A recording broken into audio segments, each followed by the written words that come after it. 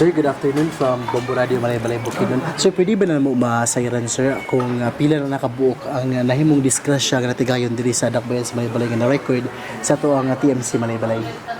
May hapon, sir, sa mga swingted paminaw sa Bombo Radio.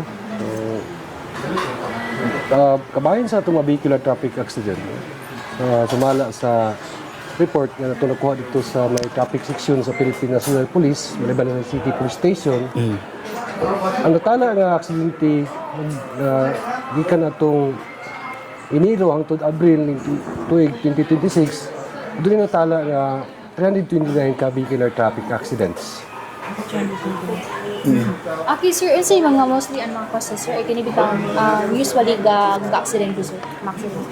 Actually, ang base sa ilang sa findings sa police, sa pag-imbestiga nila, ang pinaka-main nga cause yun sa vehicular traffic accident is ang reckless driving.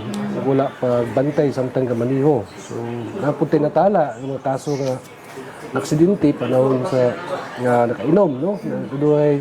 Duha ka hitabo tala sa ilang buhatan.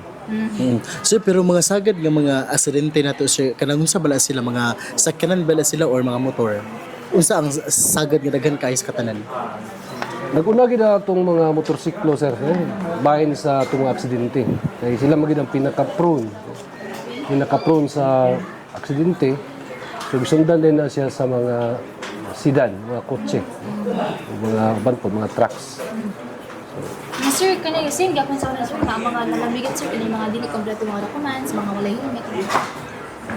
Actually, ang mga nahilambigit namang yung mga papel. No?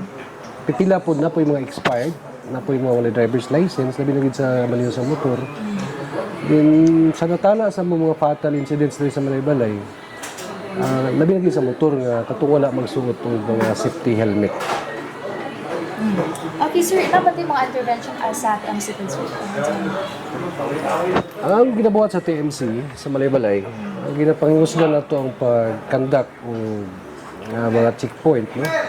Pag-apprehend sa mga drivers nga nag-violate sa itong traffic rules, laws, and regulation.